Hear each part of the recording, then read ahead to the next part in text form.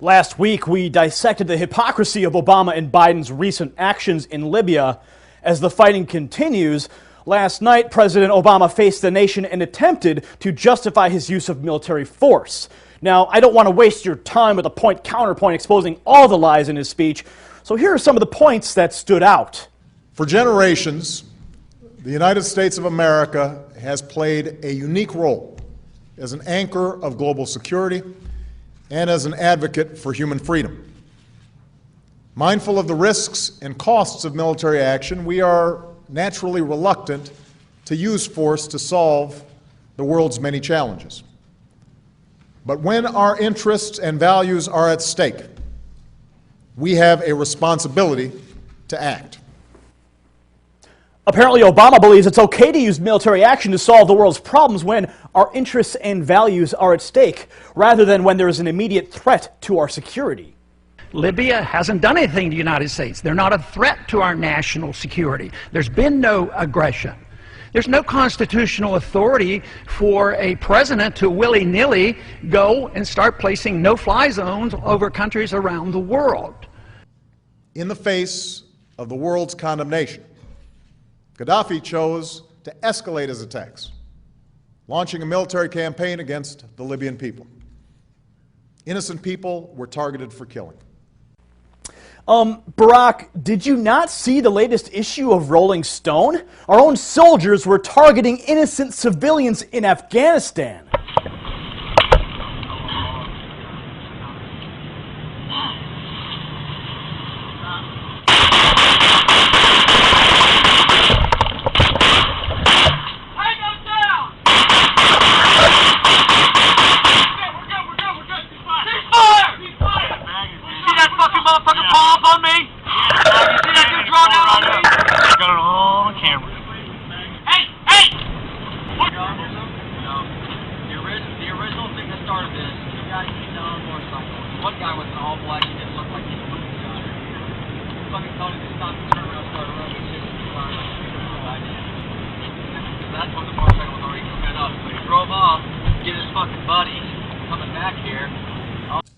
And so 9 days ago, after consulting the bipartisan leadership of Congress, I authorized military action to stop the killing and enforce UN Security Council Resolution 1973.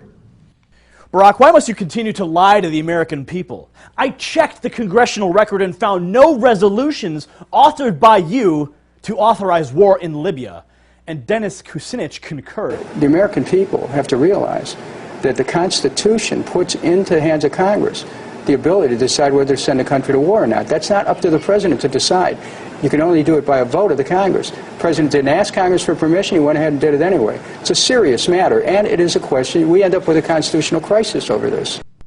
As Commander-in-Chief, I have no greater responsibility than keeping this country safe. And no decision weighs on me more than when to deploy our men and women in uniform. I've made it clear that I will never hesitate to use our military swiftly, decisively, and unilaterally when necessary to defend our people, our homeland, our allies, and our core interests. That's why we're going after al-Qaeda wherever they seek a foothold. If you plan on going after al-Qaeda wherever they seek a foothold, then why exactly are we supporting al-Qaeda rebels? We found this footage from an Arab news source whose only description stated, "Al-Qaeda killed a Libyan soldier, took out his heart, and burned it." And the UN call them peaceful protesters. Warning, this is graphic footage.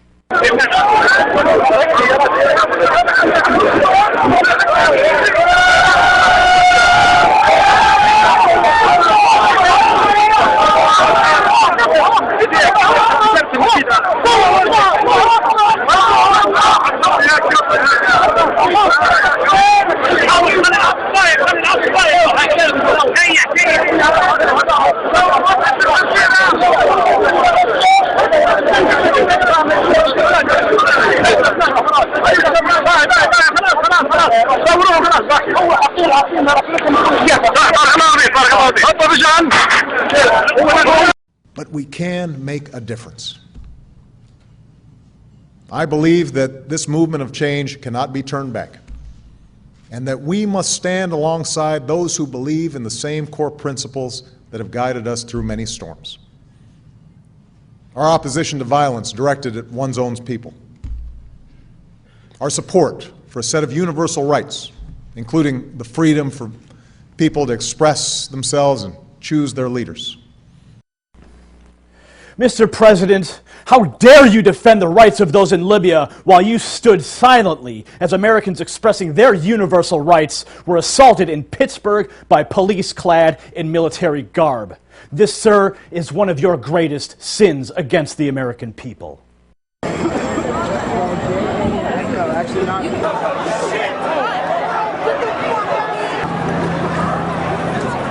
what's your name, dude? What's your name? Injury to those who remain. No matter what your purpose is, you must leave. If you...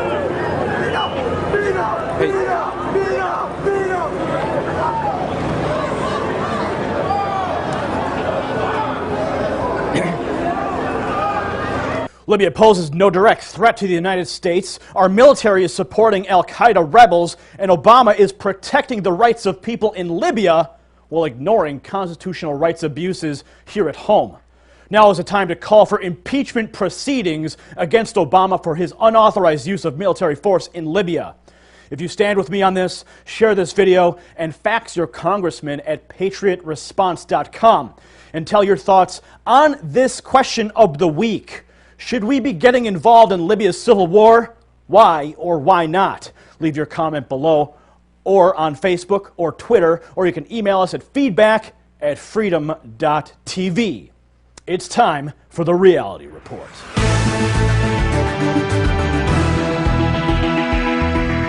Welcome to the 87th edition of the Reality Report. Coming up, we have a clip with G. Edward Griffin on the Glenn Beck Show explaining that the New World Order is taking over.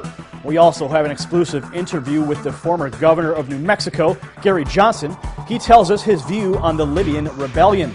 Jason Burmis is back with a new punk rock politics segment, and we'll show you a commercial that you'll actually want to watch.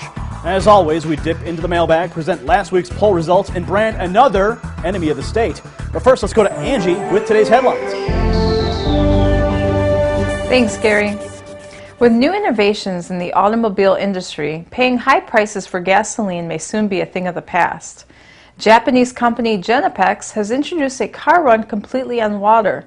The car has an energy generator that extracts hydrogen from water that is poured into the car's tank. Then the generator releases electrons that produce electric power to run the car. This car can also be run on tea, soda, or seawater. For example, a car filled with 2 cans of soda can go about 50 miles per hour for 1 hour. Since the car runs solely on water, it has no emissions. Although this car is not readily available, the Honda FCX Clarity Fuel Cell electric vehicle may soon be on the market. It has an electric motor that runs on electricity generated in a fuel cell. Its emissions are only water, and it is comparable to a 2.4-liter 4-cylinder engine with an EPA-certified range of 240 miles. There are only 50 available for lease in the U.S., but when the FCX was revealed, there were over 80,000 people around the world interested. Scott Powers, a reporter at the Orlando Sentinel, was invited to cover a local political fundraiser with guest speakers including Florida Senator Bill Nelson and Vice President Joe Biden, but he wasn't treated like a guest at all. He was put in a closet for hours, so he couldn't speak with the other guests. Spokeswoman Elizabeth Alexander said an inexperienced staffer had put him there by mistake. Powers says, "When I'd stick my head out, they'd say, 'Not yet, we'll let you know when you can come out.'" He was let out for 90 minutes to listen to the speakers, then ushered back into the closet for the remainder of the party. Allen Ginsberg, who hosted the party at his mansion, said he had no idea this was happening and that he was very sorry. For a long time, the United States and Europe were said to have big differences in their thoughts about internet privacy, but that isn't the case anymore. The EU's Justice Commissioner Viviane Reding said, Until recently, there was a common belief that our approaches on privacy differed so much that it would be difficult to work together. This can no longer be argued. Last week, both sides came together in Brussels to come to a compromise. The ultimate goals for both sides are to ensure web-based companies have clear guidelines which allow them to grow globally, and they are aiming to minimize regulatory arbitrage. Senator Joe Lieberman from Connecticut, who is also the chairman of the Senate Homeland Security Committee, was on Fox News Channel over the weekend discussing the U.S. government's intervention in Libya and Syria. Here's the clip. What should we do about Syria? Well, let me say first that it's very important for everybody to understand that what we're doing with the world community in Libya is what the Arab world wants us to do, what the Arab street wants us to do. So finally, we are on the side of the mass of people yearning to be free within the Arab world. Secondly, I think the world has made a very clear statement in Libya, which is being heard by both the Arab people and the Arab dictators elsewhere in the region. And I'd say with regard to Syria that Assad, the dictator there, ought to, and probably is getting a very clear message. If he turns his weapons on his people and begins to slaughter them, as Gaddafi did, he's going to run the risk of having the world community come in and impose a no-fly zone and protect civilian population, just as we're doing in Libya. And therefore, Assad has one choice, and that is to negotiate with the freedom fighters in Syria to create an entirely different government there. Let me just interrupt very briefly, Senator Lieberman. We're running out of time, but are you suggesting that you would support some kind of international coalition to go in and do in Syria what we're doing now in Libya? If Assad does what Gaddafi was doing, which is to threaten to go house to house and kill anybody who's not on his side, there's a precedent now that the world community has set in Libya, and it's the right one. We're not going to stand by and allow this Assad to slaughter his people like his father did years ago. And in doing so, we're being consistent with our American values, and we're also on the side of the Arab people who want a better chance for a decent life. For now, the government's stance is the military's intervention is not needed because there is no humanitarian crisis. With the nuclear disaster in Japan getting worse, people cannot help but compare it to the Chernobyl nuclear meltdown. But now there is one similarity that the Japanese government doesn't want people to realize. That's the yellow rain. After receiving hundreds of calls from concerned citizens, the Japanese Meteorological Agency reassured them that it was just pollen falling from the sky and not radioactive materials. This was the same lie used after the yellow rain started coming down following the Chernobyl disaster. It has not yet been confirmed if the yellow rain is 100% radioactive or if it is just simply pollen. Those are today's headlines. I'm Angie West. Gary? On September 22, 2008, I urged our members of Restore the Republic to email the producers of The Glenn Beck Show in hopes that they would make G. Edward Griffin a guest. Well, 2 years later, they finally listened to us. Last week, G. Edward Griffin was on The Glenn Beck Show. Here he explains how the New World Order controls the masses. When you look at the Fed, any idea who's getting rich? Do they walk away at the end with piles of money? If we all lose, are they still, they're fine? Who's walking away with this? I don't see it that way. I think these people already have about as much money as they could possibly spend. They started off with so much wealth that another mansion, another jet, another yacht doesn't make that much difference. I think what these people are doing, Glenn, is they're taking the leverage of this power, this financial power, and they're converting that into political power. Their vision now is much bigger than just making money. Their vision is really in terms of controlling nations and in controlling society and in controlling the world. We've all heard that famous phrase, the New World Order. They use this phrase over and over again. It's their phrase, and they're really serious about it. They're taking the money and they're buying up political leaders, they're buying up media outlets, they're buying up large organizations, influencing labor unions, and so forth. Show me how give me an example of where they're buying up media organizations or labor unions. Well, all right, here's how it works. You know, the human being is a herd animal. We follow in groups, we follow leaders. And so all that anybody needs to do to control a society is to control the leadership of that society through what these people call the power centers. Those are the large organizations, you know, the things that people belong to, and they have leaders and they follow. They respect their leaders. We're talking about political parties, labor unions, church organizations, the obvious things. So they know that if they can dominate just the heads of these organizations, the half of 1% of the population that is in control of the power centers, they've got the masses in line. And so when you look at the tops of these organizations, they're all in line with the Federal Reserve or the New World Order and that sort of thing.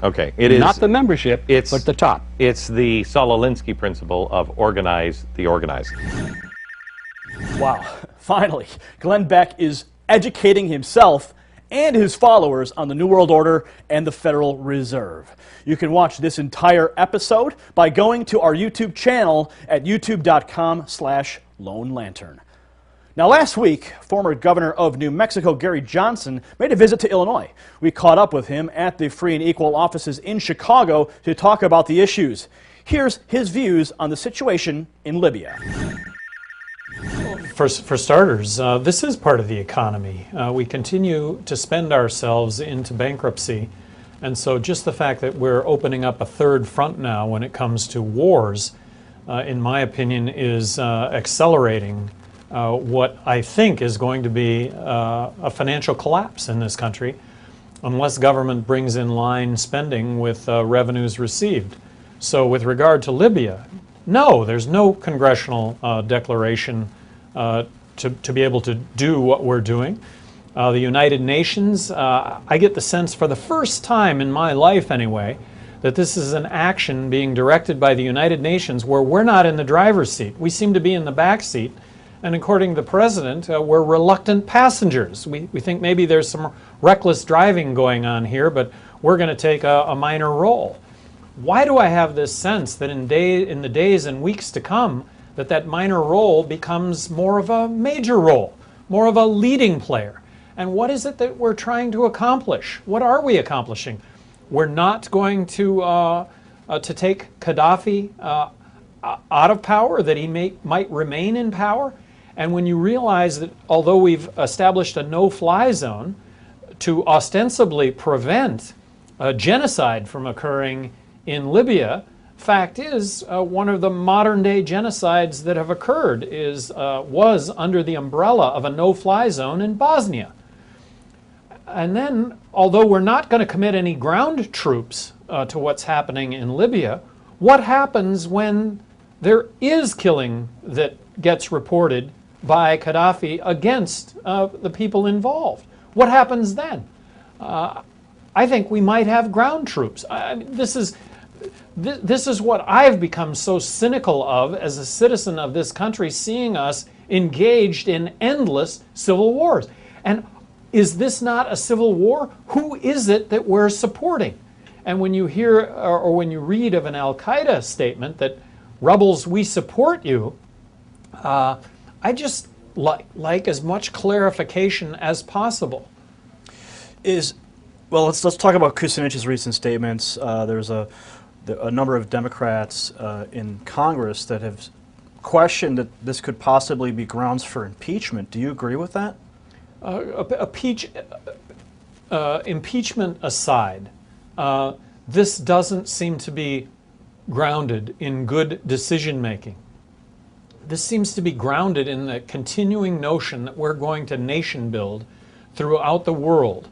And at what cost? We're bankrupt. We cannot continue to spend money as well-sounding, as well-meaning as it might sound, to bring democracy to other countries. This well may be a civil war. This well may be a civil war movement moving throughout the Middle East, and we're picking winners and losers.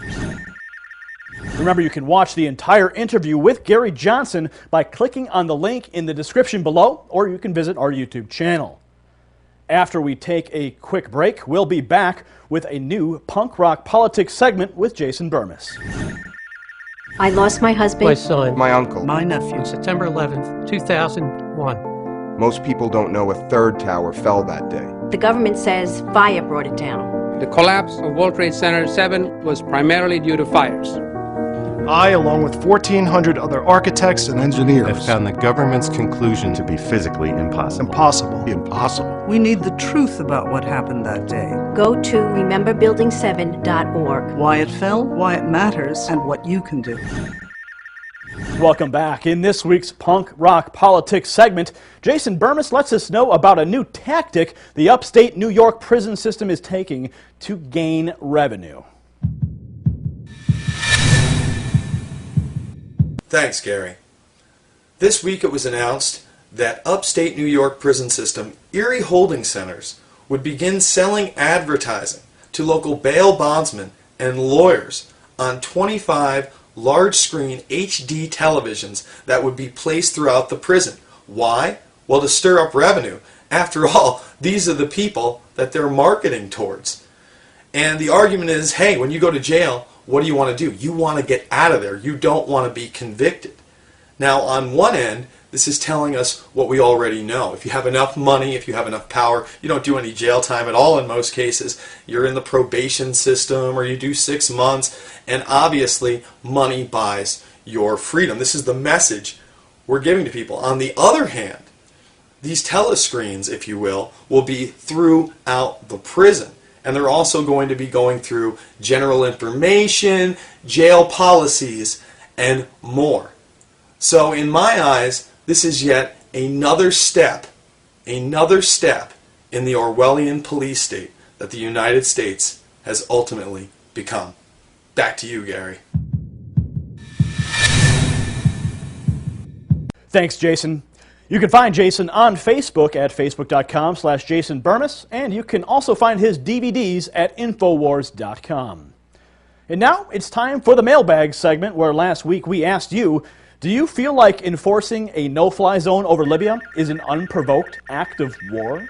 We'll start with Bob, who sent us an email stating, I can't think of a better example of an unprovoked act of war than going into a country to save them. People have a right to wage civil war without the U.S. stepping in and taking control of the whole country, ensuring the people still don't have the freedom they seek. Karen sent us an email. She said, what the president unilaterally ordered in Libya is absolutely an act of war. Sean R. hit up our Facebook page and left a comment and said, I do believe enforcing a no-fly zone over Libya is an act of war. However, it seems that this action is helping rebels get freedom from a tyrant. So I may look the other way, but yes, it seems to be an act of war. And finally, two pissed off patriots from Tampa, Florida says, we are expanding our Middle Eastern presence with timed military proficiency. I thought for sure it would be Iran next, seeming as we already started setting them up as a patsy. Oh well. Maybe next week is Iran. I always love reading the mailbag segment. But now it's time for your favorite part of the show. Who is this week's enemy of the state? Who is this week's enemy of the state? Well, it's Senator Joe Lieberman for his statements on Syria. If Assad does what Gaddafi was doing, which is to threaten to go house to house and kill anybody who's not on his side, there's a precedent now that the world community has set in Libya, and it's the right one. We're not going to stand by and allow this Assad to slaughter his people like his father did years ago. And in doing so, we're being consistent with our American values, and we're also on the side of the Arab people. American values? Our values are not to get involved with foreign entanglements, Lieberman. Do you remember a guy named Thomas Jefferson? Yeah. You see, you desire us to police the world and sacrifice our men and women overseas for your agenda.